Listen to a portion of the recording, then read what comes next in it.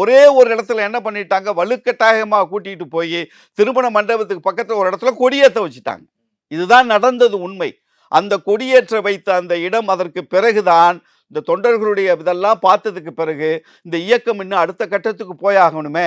சரி நம்ம இயக்கத்தோழர்களுடைய மற்ற நிகழ்ச்சிகளுக்கு போவான்னு உள்ள வர்றாரே தவிர, வாரிசு அரசியலாக தலைவர் வைகோ ஏற்றுக்கொள்ளவே இல்லங்க இத.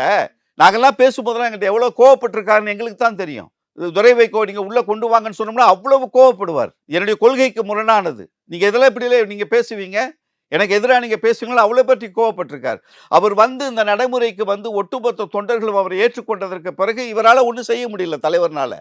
தலைவர் நினைத்ததை செய்ய முடியாமல் போனது இந்த ஒரு நிகழ்ச்சி தான். ஏன்னா தொண்டர்களுடைய அழுத்தம். அப்ப என்ன பண்றாரு, சரி வேற வழி இல்ல. தொண்டர்கள் எல்லாம் இப்ப இவர விரும்புறாங்கன்னு சொல்லும்போது தான் இந்த மல்லை சத்யா உட்பட இந்த திருப்பூர் துரைசாமி உட்பட டிஆர்ஆர் செங்குட்டுவன், புலவர் செவந்தியப்பன்லாம் அவர் அணி சேர்றாங்க. எல்லாம் வெளியில போறாங்க. இவர் உள்ள வர்றாருன்னு தெரிஞ்ச உடனே அவர்ட்ட பயணம் பண்ண முடியாதுன்னு தெரியும்.